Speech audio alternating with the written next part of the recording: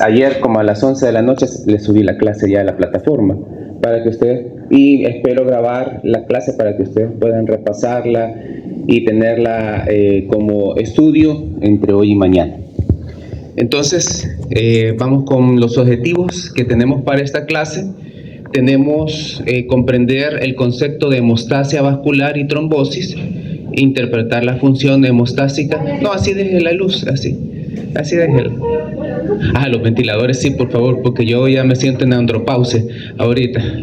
Siento un bochorno. Interpretación de la función homeostática de las plaquetas, la cascada de la coagulación y la fibrinolisis. Interpretar la clase de fármacos que modifican la hemostasia. Ya el objetivo nos está indicando que principalmente los fármacos que intervienen en la hemostasia, ya sea primaria o secundaria, se dividen en 3 grandes grupos. Los que intervienen en las plaquetas, los que intervienen en la coagulación y los que intervienen en la fibrinolisis. Entonces, esos 3 son los grupos principales que actúan en la hemostasia. Y describir las características, la clasificación y característica de los fármacos antiagregantes. Por favor, la siguiente. Bueno, y como un adelanto, yo en la clase, si ustedes se han fijado, no he puesto muchos efectos adversos, porque de por sí el efecto adverso de todos estos fármacos va a ser la hemorragia. Y de por sí cuando se combinan fármacos antiplaquetarios con anticoagulantes, el efecto va a ser más hemorragia. Entonces vamos a suponer que ya sabemos el efecto, es más, nunca les voy a preguntar sobre hemorragias, porque ya sabemos que todos estos fármacos provocan hemorragias. De ahí, el 5 es diferenciar farmacológicamente los anticoagulantes según su mecanismo de acción. Y tenemos que los anticoagulantes pueden ser los que intervienen en los factores de vitamina K. Si ustedes se recuerdan, la vitamina K está relacionada con la fabricación de ciertos factores de coagulación, 27.910, o sea, factor 2, 7, 9 y 10. También activadores de la antitrombina 3, inactivadores, bueno, ahí quizás me faltó, que son inactivadores de forma directa o indirecta de la trombina, e inhibidores del factor 10 activado. También vamos a hablar de las características y la clasificación de los fibrinolíticos. Vamos a reconocer y manejar las reacciones adversas e interpretar las pruebas de laboratorio relevantes para la monitorización de estos fármacos. Por favor. Entonces, ¿qué es hemostasia?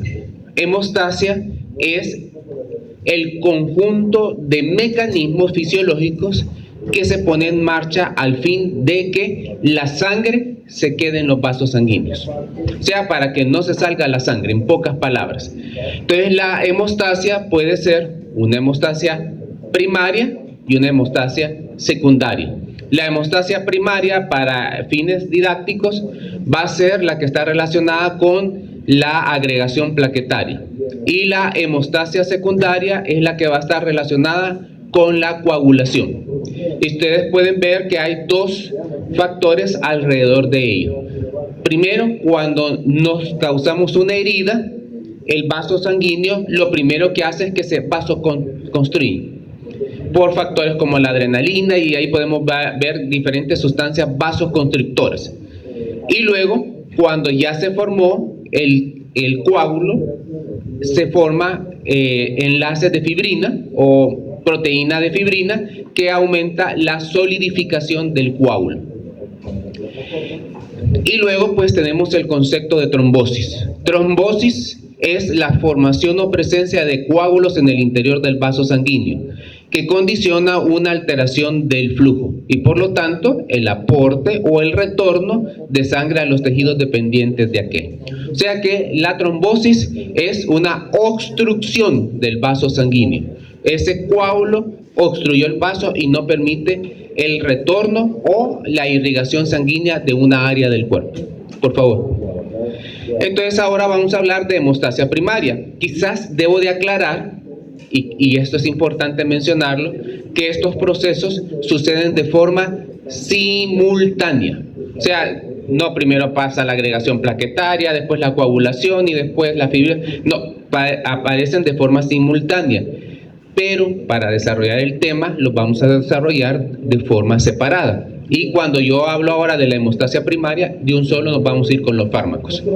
Y luego, pues cuando hablemos de la coagulación o hemostasia secundaria, de un solo nos vamos a ir con los fármacos y vamos a terminar con la fibrinólisis. Muy bien. Entonces, ¿qué son las plaquetas? Fátima, ¿qué son las plaquetas?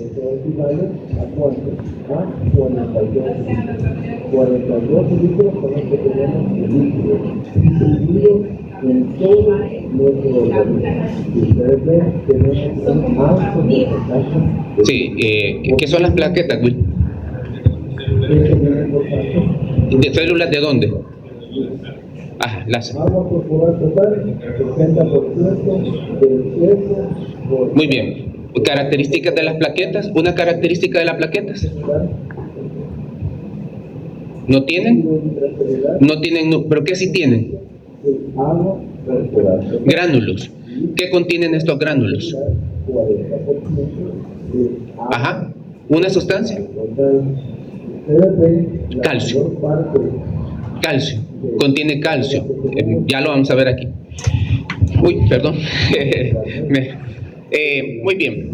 Hay factores que están relacionados con la agregación plaquetaria y factores que están bloqueando la agregación plaquetaria. Aquí, sustancias como las prostaglandinas, el óxido nítrico y el C39 bloquean la agregación plaquetaria, favorecen la relajación muscular lisa de la vasculatura y por lo tanto no favorecen esa agregación. Y si me pongo de este lado, vemos que la integridad de la célula endotelial se ha perdido y el factor de von Willebrand se expone junto con las fibras de colágeno y eso le dice a las plaquetas, vengan. Y las plaquetas se van acercando y las plaquetas expresan ciertos receptores que favorecen la adhesión de una plaqueta a otra, como son los receptores glucoproteínicos 1B, 9 y 5. También otros factores que favorecen la agregación plaquetaria es que las plaquetas sí tienen ciclooxigenasa. Entonces la ciclooxigenasa se biotransforma y produce el factor quimiotáxico más importante, el tromboxano A2. Y asimismo hay otras sustancias como la ADP, la MBP2, que favorecen esa agregación plaquetaria. Los fármacos en sí lo que hacen para inhibir la agregación plaquetaria es que inhiben a las sustancias quimiotáxicas, o sea, el ADP o el tromboxano A2 principalmente. Entonces vamos a ver, bueno, y también actúan en el caso contrario sobre las fosfodiesterasas específicamente. Por favor. Entonces la respuesta de las plaquetas se divide en que primero se adhesionan, se van pegando una por otra a través de estos receptores glucopéptidos. Luego, esta activación significa que los gránulos que se encuentran en el centro de la plaqueta excretan esas sustancias, ya sea ADP, tromboxano A2, calcio, y eso favorece la agregación plaquetaria. ¿Qué es lo que sucede posteriormente? La agregación. Se va agregando una plaqueta y al final eso forma lo que es el tapón plaquetario. La siguiente. Entonces aquí vemos expresadas específicamente estos pasos.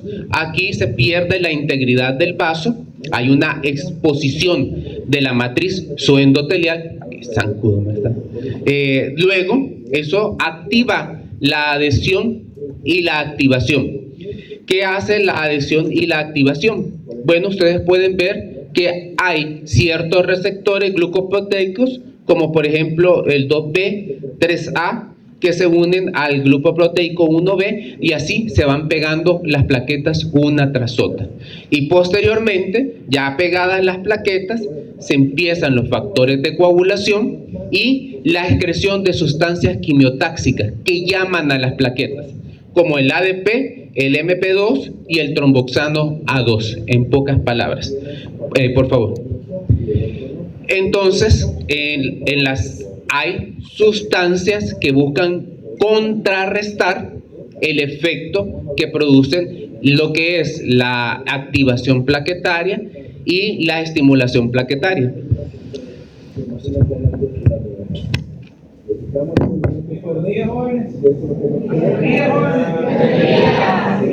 Ustedes, hombre, pero ni yo que vengo de San Miguel.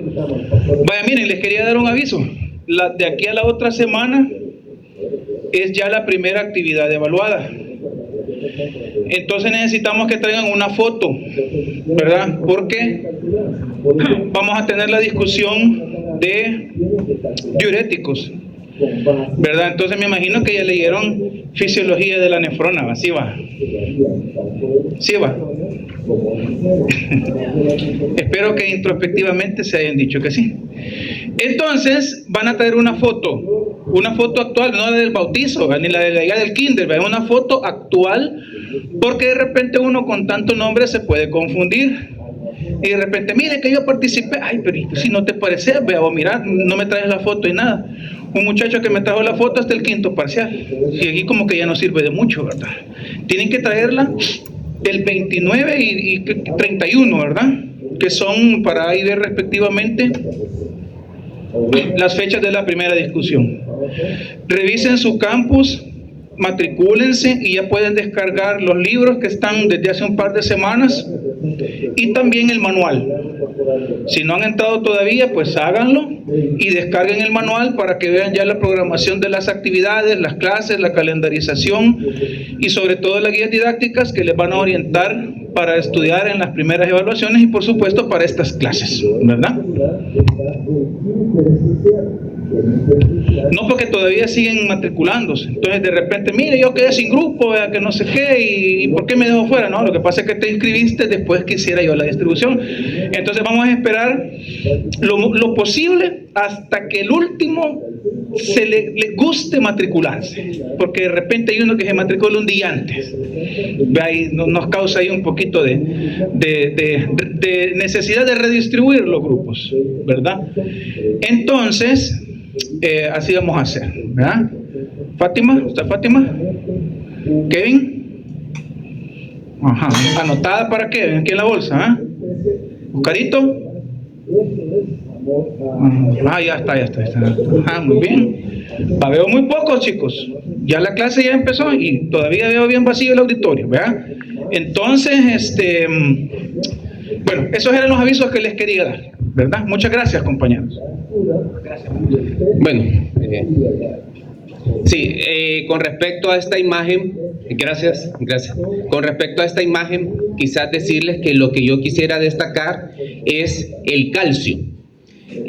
La activación plaquetaria genera la liberación de calcio.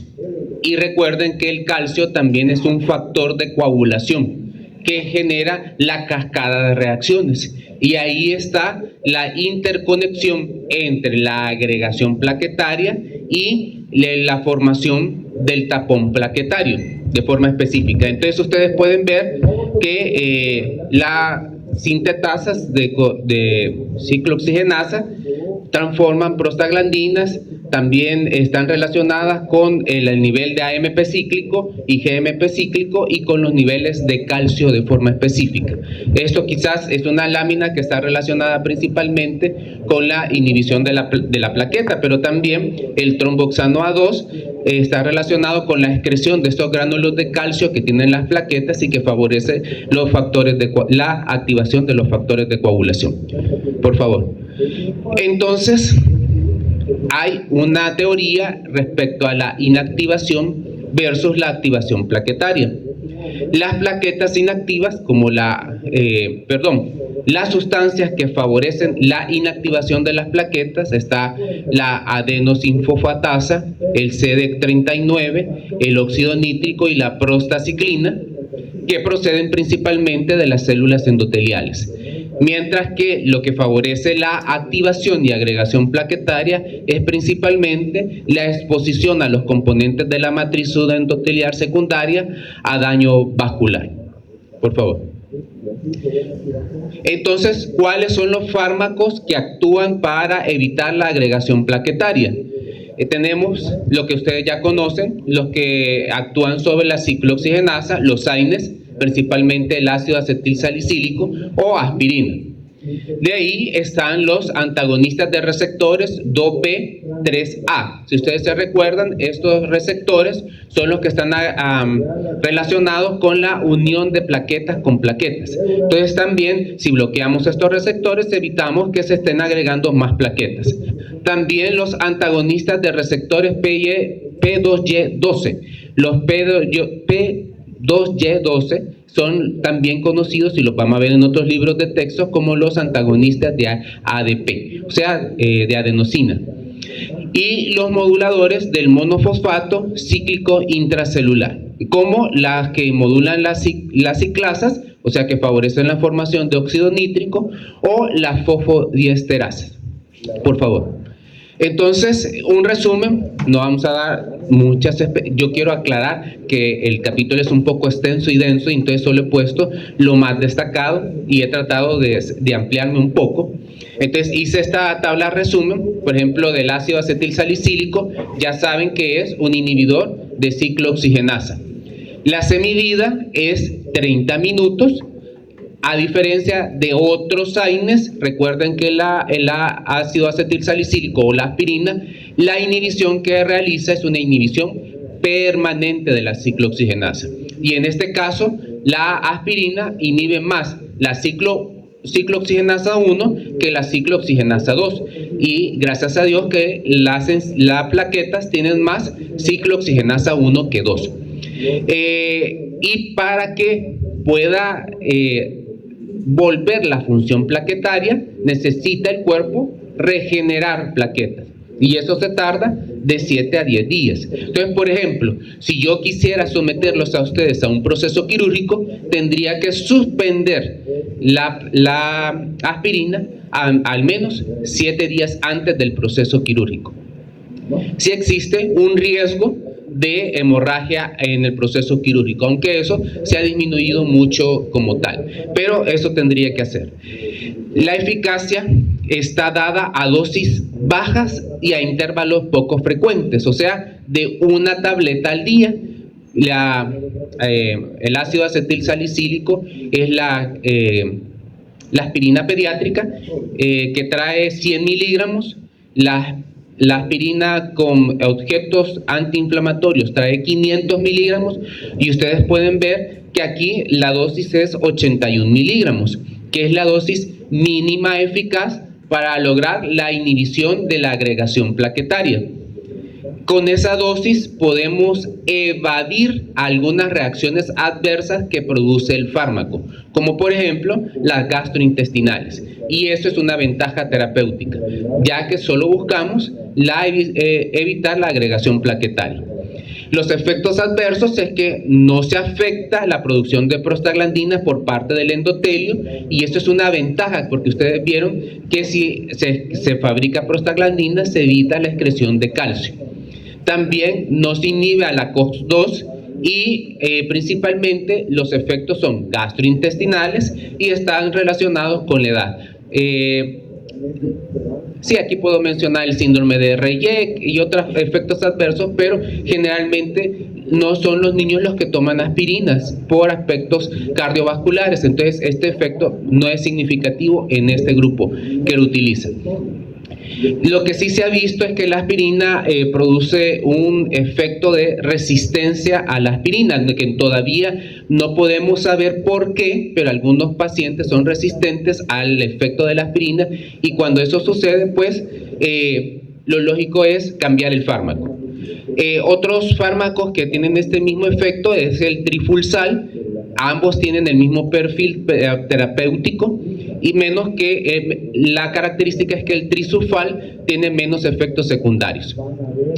De ahí tenemos los antagonistas del receptor glucopéptido 2B y 3A, como el acicamab, etifanbatida y creo que me comí una letra ahí, creo que es la flavam. Quiero ver dónde está. Es la I, perdón. Muy bien, entonces estos antagonistas de receptores son responsables del establecimiento de los puentes de fibrinógeno entre las plaquetas. Generalmente el uso de estos fármacos es de uso endovenoso y una semivida corta, de 4 a 5 días.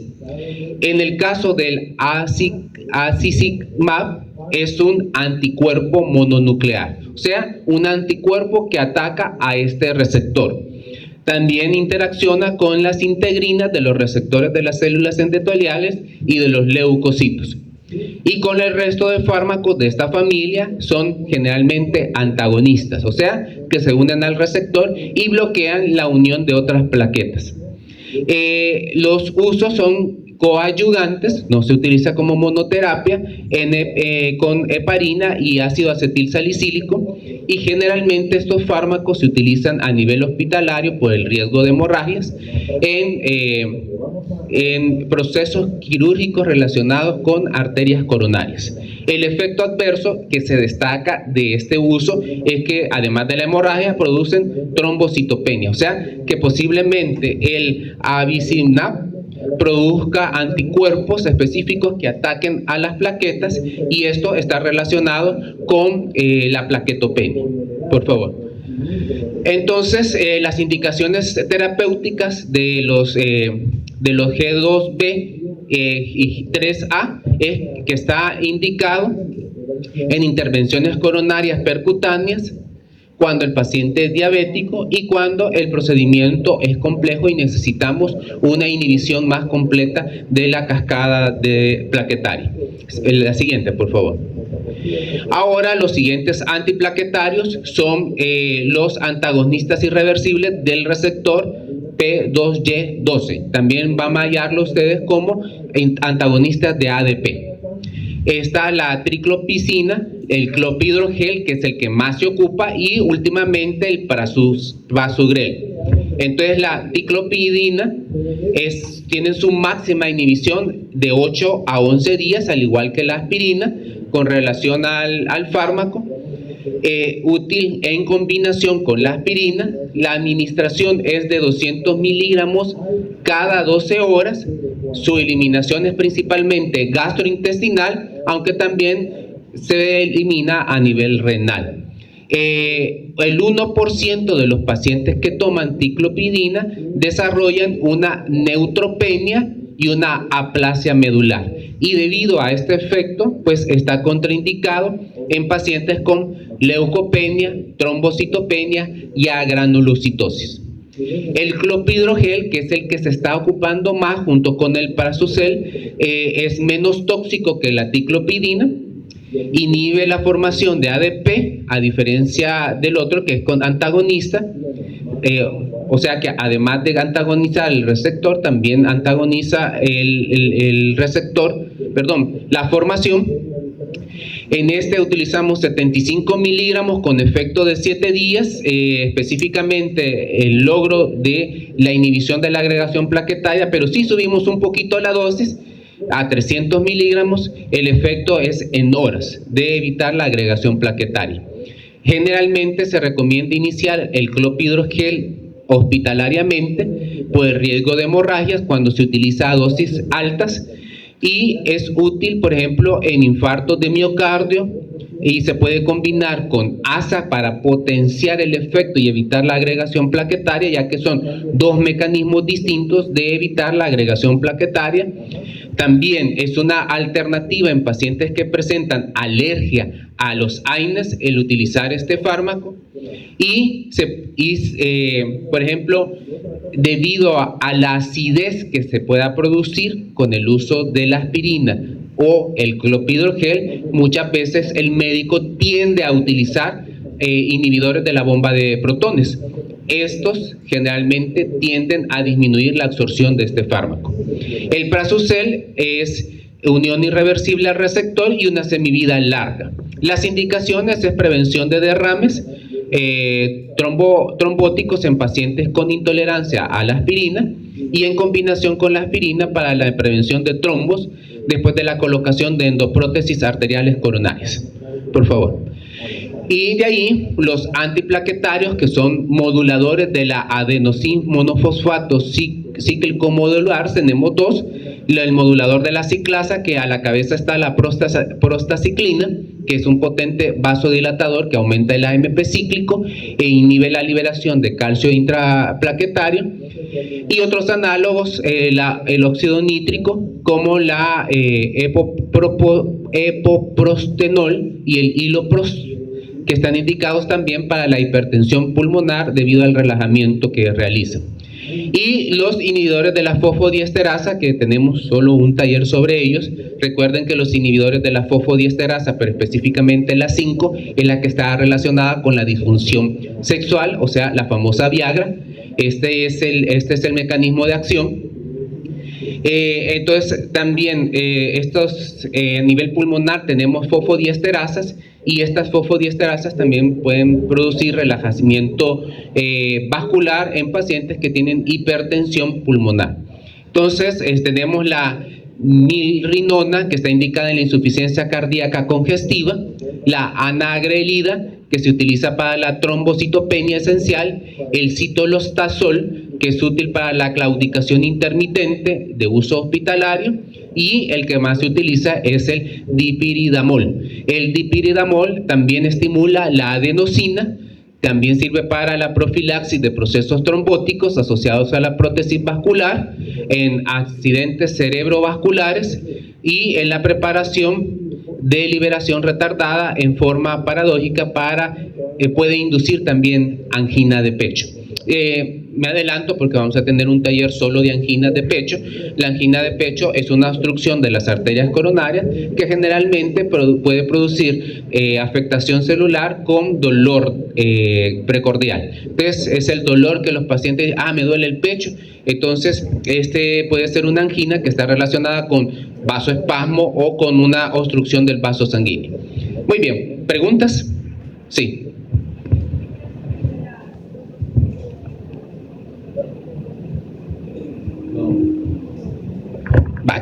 Me ha agarrado en curva. Trombocitopenia y... trombocitopenia es baja de plaquetas. Ahora, la otra busquémosla ahorita. Trombocitemia. Citemia. Es que estoy tratando que con el prefijo y sufijo pareciera que es como un aumento de plaquetas. Trombocitemia. Trombocitemia, aumento de plaquetas, sí. Plaquetas, sí. Entonces, uno es aumento y el otro es disminución. Muy bien. ¿Otra pregunta? Muy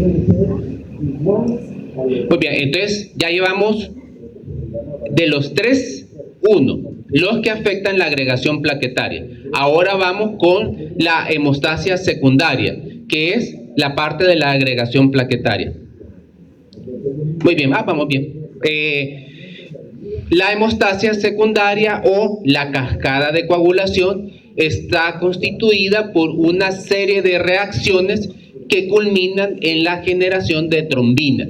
Y la trombina es la que está responsable del último proceso de los fármacos que actúan en la hemostasia, que es la formación de fibrinógeno a fibrina y en la formación de un coágulo definitivo. Entonces ustedes pueden ver que la cascada de reacciones hay una vía intrínseca y una vía extrínseca, y que hay una vía común, y que la vía común es el factor 10 activado. Entonces aquí las dianas farmacológicas generalmente van a ser la trombina, que es el factor 2, y el factor 10 activado, pero también hay otras dianas farmacológicas que vamos a ver durante el desarrollo de la clase. Por favor. Bueno, ya lo expliqué, si quieren pasémonos, por favor. Y recordarles que aquí lo que buscan la mayoría de los anticoagulantes es evitar la formación de la trombina. Al evitar la formación de la trombina, evitamos la activación de todos estos factores de coagulación que al final llevan a la cascada para formar fibrinógeno a fibrina y por lo tanto consolidar el tapón el trombo de forma específica. Que es aquí, ¿ven? El polímero de fibrina el polímero de fibrina a polímero de fibrina con enlace cruzado que solidifica el coágulo, ya. Por favor. Entonces, ¿cuáles son las funciones de la trombina? Convierte la proteína plasmática soluble de fibrinógeno a fibrina. Activa el factor 13. También amplifica la cascada de coágulos al catalizar la activación retroalimentadora de los factores 8 y 5. Y activa con fuerza las plaquetas, lo que causa liberación granulada, agregación plaquetaria y agregación de micropartículas derivadas de las plaquetas. O sea, el elemento indispensable para la cascada de coagulación a nivel farmacológico va a ser la trombina. Por favor. Entonces, hay diferentes efectos anticoagulantes. Por ejemplo, el factor tisular desempeña un papel y es el responsable de la generación de trombina. El calcio y los fosfolípidos son necesarios para la activación de ciertos factores de coagulación, y la vitamina K es esencial para la formación de protrombina, que es el intermediario previo a la trombina, el factor 7, el factor 9 y el factor 10 en el hígado. Por favor. Entonces, los fármacos anticoagulantes los vamos a clasificar en 4 grandes grupos. Uno, los dicumarínicos, entre ellos está la warfarina y el acenocumural, las heparinas, que se van a dividir en heparinas no fraccionadas y heparinas de bajo peso molecular. De ahí los inhibidores directos de la trombina, que pueden ser bivalentes y monovalentes, y los inhibidores del factor 10 activado. En general, entre más específico es el fármaco, mejor efecto y menos efectos adversos tendremos. Entonces, la lógica es pensar que casi todos hoy, para el uso crónico de pacientes, por ejemplo, que han tenido un infarto agudo del miocardio, que han tenido una endoprótesis, generalmente nos vamos por los inhibidores del factor 10 activado, porque es más específico y tiene menos efecto adverso. Y entre esos está el rivaroxaban, que es el famoso Xarelto, que es el que se está ocupando mucho ahora para el tratamiento crónico de los pacientes. Ya vamos a ver por qué, porque también las heparinas se ocupan a nivel hospitalario, pero tienen también un riesgo como tal. Por favor. Entonces, los primeros fármacos que ya están cayendo en desuso, pero que todavía se pueden ocupar específicamente cuando se quiere inhibir de forma potente la cascada de coagulación, son los dicumarínicos. Estos anticoagulantes orales se sintetizan a partir de la dicumarina o dicumarol y que antagonizan la vitamina K. ¿De dónde viene la dicumarina? De las babosas. Sí, de las babosas, de ahí viene. Aunque ya hemos retomado y hemos transformado y diseñado genéticamente, pero si ustedes ven, cuando hay una persona con tejido necrótico y coágulos, pues a veces, y es cierto, se puede poner una babosa, quien consume sangre y en su boca tiene el dicumarol, que favorece el factor anticoagulante. Estos fármacos son la warfarina y el acenocurumal. Su periodo de latencia son 48 horas y las indicaciones son la trombosis venosa profunda, o sea, digamos que ustedes juegan fútbol y le dieron una gran patada en la pierna y a partir de eso hubo un daño endotelial y se formó un coágulo. Eso es común en los deportistas, futbolistas. Entonces, ahí es una trombosis venosa profunda, que es muy frecuente. También en pacientes con fibrilación auricular y riesgo de embolización y en portadores de prótesis vasculares cardíacas no biológicas, como la de cerdo. La siguiente. Entonces traigo esta ilustración que, en pocas palabras, estos dicumarales lo que hacen es que intervienen en la epóxido-reductasa e inhiben la enzima. Al inhibir la epóxido-reductasa, inhiben la biotransformación aquí de la vitamina K2,3-epoxi, que es una formación inactiva, a su activación de vitamina K reducida. Y ese es el mecanismo de acción de estos fármacos principalmente. Adelante.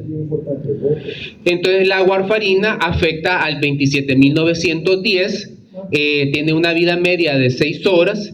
El efecto farmacológico de una sola dosis de warfarina no se manifiesta hasta alrededor de 18 a 24 horas y la epoxirreductasa es el blanco molecular de la acción anticoagulante oral, principalmente. Los dicumarínicos, la forma de controlarlos, y este es un objetivo de esta clase, es la forma de controlarlos es a través del índice internacional normalizado. Esto generalmente es se manda el TP, tiempo de tromboplastina, y se busca que en la relación entre el margen normal y el examen haya una desviación mayor de 8. Si hay mayor de 8, entonces hay que preocuparnos porque ese paciente ya va a sangrar. Y si sangra, pues está en riesgo su vida. Entonces, si es así, se requiere el antídoto, que sería vitamina K. Y incluso si hay una hemorragia importante, pues podemos dar plasma fresco congelado. La característica de la warfarina y los dicumarínicos es que son altamente teratogénicos y están contraindicados en mujeres embarazadas, y también el riesgo de hemorragias placentarias es alto con el uso de estos fármacos. La siguiente. Entonces, aquí una característica de la warfarina es que la warfarina es afectada por cualquier fármaco. Y hay un listado de interacciones en las cuales la warfarina puede generar un aumento o una disminución de su efecto. Por ejemplo, aquí hay ejemplos de fármacos que disminuyen el efecto anticoagulante, como la colestiramina, los barbitúricos, carbamazepina, fenitoína y rifampicina, y también la vitamina K reducida puede afectar su efecto. La siguiente. Y algunos fármacos que potencian el efecto anticoagulante, que es lo más peligroso, porque eso puede provocar hemorragias, como por ejemplo el hidrato de coral, la miodarona, el clopidogrel, el etanol, el fluconazol, también antibióticos de amplio espectro y anabólicos esteroides como la testosterona aumentan su efecto anticoagulante. La siguiente. Bueno, el segundo fármaco son las heparinas. Las heparinas, su potencia depende de la cantidad de ácidos de azufre que tiene la molécula. Las heparinas son útiles para la prevención y el tratamiento de la trombosis venosa profunda y la tromboembolia pulmonar. También en la angina inestable y en el infarto agudo de miocardio. La administración de la heparina es por vía parenteral. No se puede administrar por vía oral porque no son absorbibles, principalmente las heparinas no fraccionadas. Y bueno, y hay dos tipos, la no fraccionada y la de bajo peso molecular. Por favor. ¿Cómo actúan las heparinas? Las heparinas se unen a una molécula, la antitrombina 3. Búsquenla en su celular qué hace la antitrombina 3, para que no se les olvide. Antitrombina 3. 3 con número romano, por supuesto. ¿Quién lo tiene? Ajá, Fátima.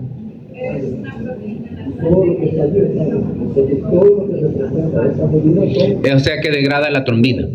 Entonces, cuando se une la heparina con la antitrombina 3, aumenta hasta 100 veces de forma catalítica la reacción sobre la trombina. Y ustedes pueden ver aquí que la antitrombina 3 se une a la heparina, lo cual acelera su efecto sobre la trombina. Y eso hace que se degrade la trombina. ¿Qué significa que hayan heparinas de bajo peso molecular? Esto significa que en algunos casos la heparina no se une a la trombina, sino solo a la antitrombina.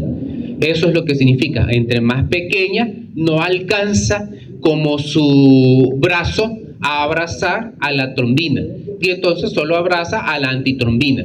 Y por eso, entre más bajo el peso molecular de la heparina, menos alcance tendrá para abrazar a la trombina y por lo tanto hacer su efecto sobre ellos o acelerar su reacción. Pero igual siempre acelera la reacción de la antitrombina 3 hasta 100 veces más.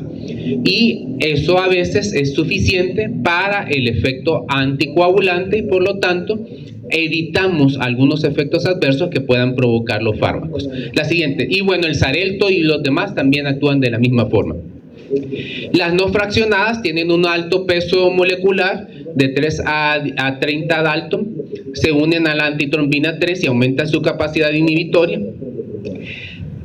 También tienen un efecto hipolipemiante porque inducen la liberación de lipoproteína lipasa del endotelio capilar, que es una enzima encargada de la esterificación del colesterol. También se ha visto que modulan la unión de la plaqueta al endotelio, y las moléculas más grandes son las que se eliminan más rápidamente. Su semivida se encuentra alargada en pacientes con cirrosis hepática e insuficiencia renal. Y las moléculas más grandes, como en la heparina no fraccionada, es la que utilizamos en mujeres embarazadas, cuando hay, por ejemplo, síndrome de antifosfolípidos, porque es la que, debido a su peso molecular, no atraviesa la barrera placentaria. Por favor. Las heparinas no fraccionadas también son de uso intravenoso. Creí que estaba ya leyendo las de bajo peso molecular, pero no. Son de intravenosas. Por lo tanto, su uso solo es hospitalario. La dosis debe de corregirse en función de la tromboplastina parcial activada, quien debe de mantenerse entre los niveles de 2 a 2.5 veces mayor del parámetro normal. O sea que si el parámetro normal es la división es 1, entonces si nos reportan 2.5, entonces ya y vamos por 3, 4, entonces hay que bajarle a la heparina porque hay un riesgo de hemorragia. También, bueno, comentarles que mi papá tuvo una trombosis venosa profunda, específicamente jugando fútbol, y él, cuando llegamos al hospital, estaba heparinizado, específicamente por esto. Pero mi papá es tan social, contrario al resto yo soy más de mi mamá, porque mi mamá es más introvertida, pero mi papá es un social, estaba levantándose para hablar con los vecinos. El riesgo de una paciente que está heparinizado y que tiene un trombo es que ese trombo, antes de deshacerse, se va a ir y le va a hacer un embolismo pulmonar, y de ahí nadie lo va a salvar. Entonces la segunda vez que llegamos ya estaba amarrado, y entra mi mamá y mi hermano primero y salen llorando los dos, y yo, ¿qué les pasó? Se murió mi papá. Le digo, no, lo tienen amarrado. Que lo tengan amarrado, le digo yo, qué loco que anda levantándose heparinizado, y el riesgo de que ese trombo que se está deshaciendo se vaya a los pulmones es alto. Entonces hay que tener un cierto reposo en la trombosis venosa profunda. Solo para ilustrarles el efecto, así se queda más el efecto de él. Bueno, efecto adverso, hemorragia siempre, y más frecuente la hemorragia en pacientes mayores de 60 años, cirrosis e insuficiencia renal crónica. El antídoto de la heparina es la protamina, que tiene efectos sobre su uso. Muy bien. Las heparinas no fraccionadas, además de la hemorragia, también presentan trombocitopenia. Y esta trombocitopenia se debe a que se generan anticuerpos. También hay osteoporosis, colagenasas, necrosis dérmica, principalmente en el sitio de la inyección, hiperpotasemia con dosis alta por inhibición de la aldosterona. Por favor. Muy bien, ahora hablamos de las heparinas de bajo peso molecular. Igual el mecanismo de acción, a diferencia de las heparinas no fraccionadas, se obtienen a partir de la despolimerización de las heparinas no fraccionadas. Su peso molecular es más pequeño, de 1 a 10 Dalton. Hay 5 tipos: la bepirarina, dalteperina, enoxaparina, nadroperina y tisaparina. Su mecanismo de acción es que, a diferencia de las heparinas no fraccionadas, estas no se unen a la trombina, no alcanzan a abrazar a la trombina, por lo que inhiben principalmente el factor 10 activado. Se unen menos a macrófagos o el endotelio y se elimina más lentamente. Ya dijimos que las heparinas de más peso molecular son las que se eliminan más rápido, y las de menos se eliminan más lentamente. Su vía de administración es subcutánea y se une a proteínas plasmáticas, también es más limitado. O sea, las heparinas tienen mayor unión a proteínas plasmáticas y las de bajo peso molecular menos. Las heparinas de bajo peso molecular muestran una mejor relación dosis-respuesta y por lo tanto un efecto anticoagulante más predecible. Y eso hace que requieran solo una administración subcutánea una o máximo 2 veces al día, sin control de laboratorio. Con las heparinas no fraccionadas hay que ir 1 o 2 veces tomando la muestra de sangre para ver cómo está la coagulación. Con estas pues tiene menos efecto adverso y podemos prescindir de un control de la trombosis hasta el mes, a los 2 meses, porque son más seguras. Por favor. La eliminación renal, semivida de 3 a 6 horas y son profilácticos como terapéuticos en enfermedades tromboembólicas. La siguiente. De ahí vamos con el tercer grupo de fármacos que actúan sobre la coagulación, que son los inhibidores de la trombina. Ya dijimos que la trombina es la enzima responsable de la conversión de fibrinógeno circulante a menómeros de fibrina que están relacionados con el entrecruzamiento de los puentes. Entonces ustedes pueden ver que en los inhibidores directos de la trombina hay anticoagulantes bivalentes como las idurinas, como la lepiuridina, desuridina y vivariludina, y anticoagulantes monovalentes como el argotraván y digavetram. Su uso está clínicamente aprobado en la prevención de la trombosis venosa profunda en cirugías ortopédicas. Entonces tenemos inhibidores irreversibles como la idurina, que se fija a la trombina de forma bivalente y forma un complejo 1 a 1 muy estable e irreversible, pero casi en desuso por sus efectos adversos. De ahí la lepiridina, que es una recombinante de la idurina, con una semivida de 10 minutos, a niveles plasmáticos de ella hasta 2 o 3 horas, su administración vía subcutánea, eliminación renal y que se ajusta la dosis a la insuficiencia renal. Tiene valores basales de TTP es superior a 2.5. Arriba de TTP de 2.5 pues ya tendríamos que suspender el fármaco o bajar la dosis. La desuridina recombinante, nivel plasmático de 1 a 3 horas, la vía es subcutánea. No hay diferencias entre la desuridina y la heparina en cuanto a las hemorragias mayores y se requiere siempre un monitoreo de TTP-A. Muy bien. Uy, y que ya voy tarde. ¿Qué pasó, Oscar? Bueno. Sí, yo creí que ya eran las 8, pero no. Y no han comenzado las 8. No hay nadie afuera, ¿verdad? No, entonces no podemos estar hasta las 10 si quieren. O sea, no hay problema. Y si quieren volvemos a repetir la clase de hipolipemia antes. No, sí estamos para aprender. Muy bien. Los inhibidores reversibles, la vivariludina es un inhibidor bivalente reversible de la trombina. Su vía es intravenosa, se elimina por vía hepática y renal y tiene semivida de 25 minutos y reduce reinfartos. Esto los voy pasando rápido porque son fármacos que cada vez han caído en desuso por los efectos adversos que están relacionados a hemorragias. Pero su potencia y la inhibición de la coagulación hace que recurramos a ellos cuando necesitemos inhibir de forma urgente los factores de coagulación.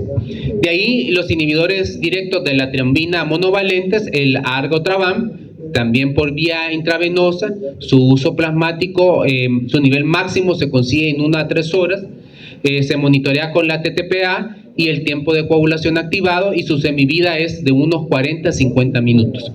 El digavatram se une también a la trombina libre y al coágulo, a diferencia del argotraván, que solo se une a la trombina libre. Pobre biodisponibilidad, nivel máximo de efecto a las 2 horas y decae esos niveles en 2 fases principalmente.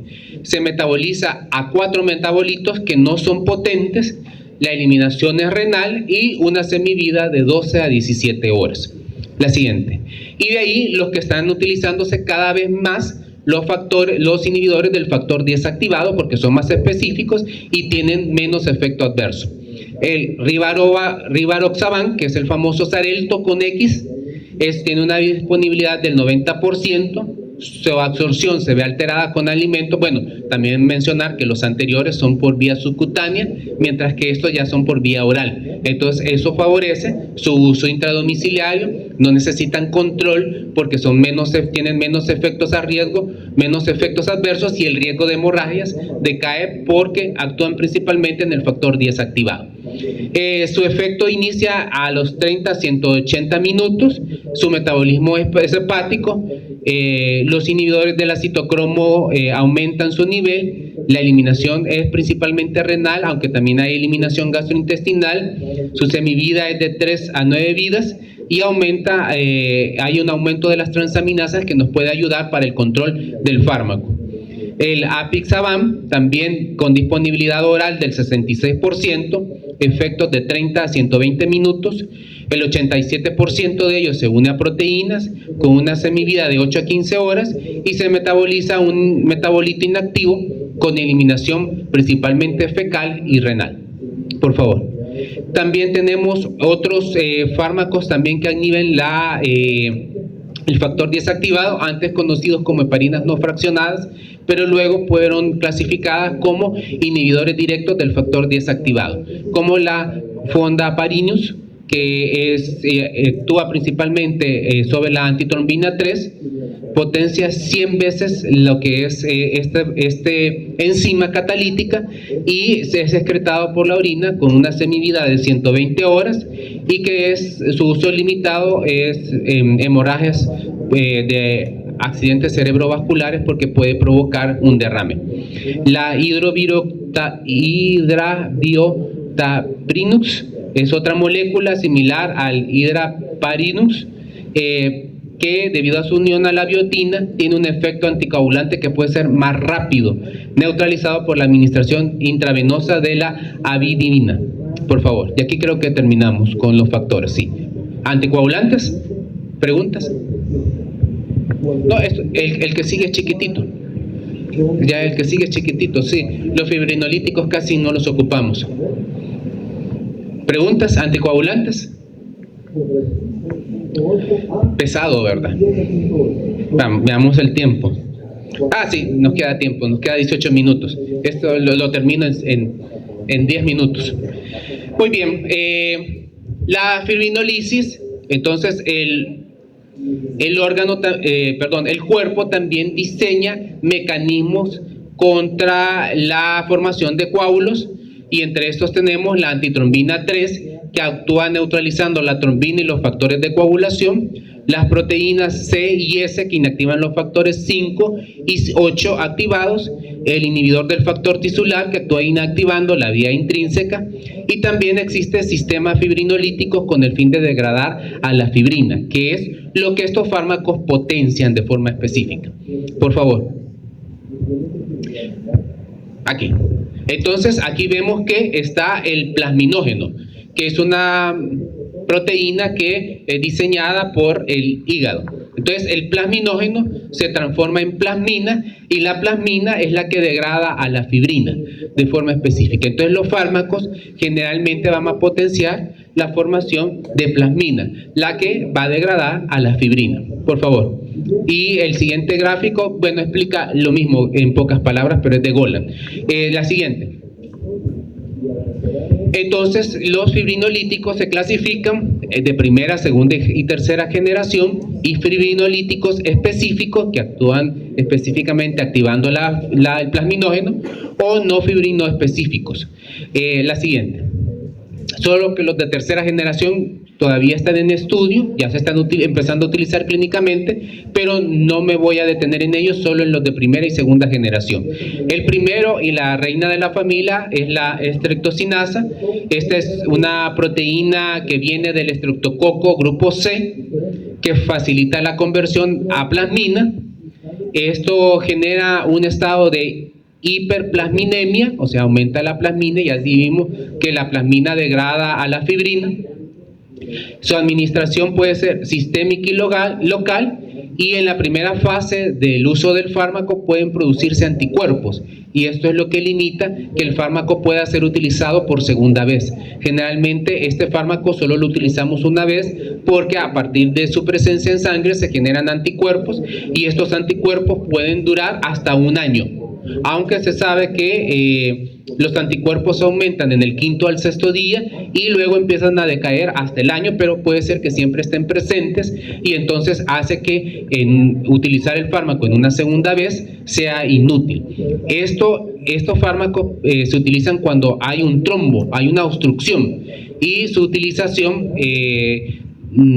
antes de que se forman los entrelaces de fibrina debe de ser en las primeras 6 horas. O sea, el paciente le empieza, digamos que es un infarto y que es trombótico, y lo llevamos en la primera hora, 2 horas de inicio del dolor, entonces podemos utilizar estos fármacos. Luego de eso, pues tendría que ser quizás el manejo que ahora se está promoviendo más, es el manejo quirúrgico, por medio de un stem que se introduce y que es como que fuera un plomero. Destapamos la cañería y le ponemos un stem para evitar la compresión del vaso sanguíneo. Son más efectivos si se logra un efecto, se evita el efecto adverso, pero farmacológicamente, para desobstruir ese fármaco donde está el coágulo, podemos utilizar estos fármacos. Si tuviera el tiempo, a las primeras 6 horas, algunos libros de texto dicen que hasta las primeras 4 horas.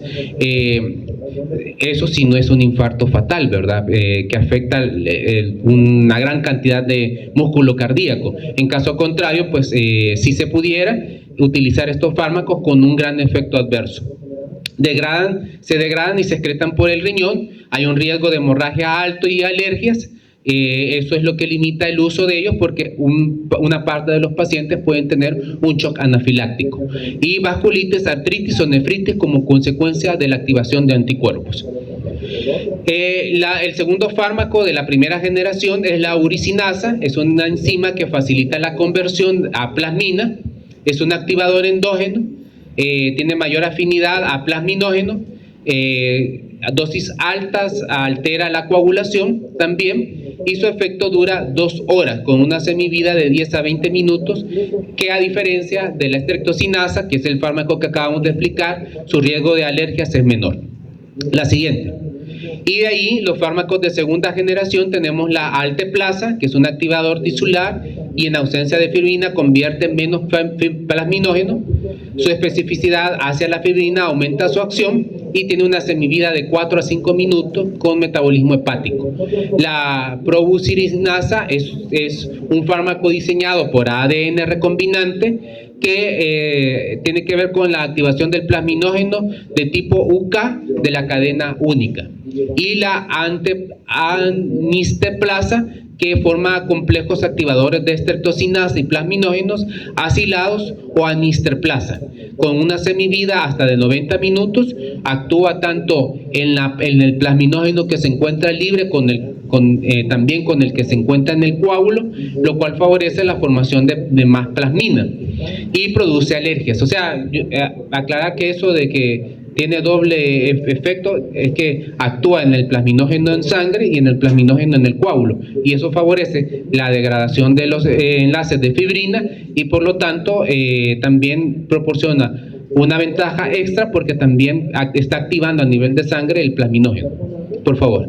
Y con respecto a los de tercera generación, se encuentran en fase experimental. La reteplasa y la tecneplasa están indicados en infarto agudo de miocardio, siempre cuando el beneficio del tratamiento está justificado frente al riesgo. Por favor. Gracias.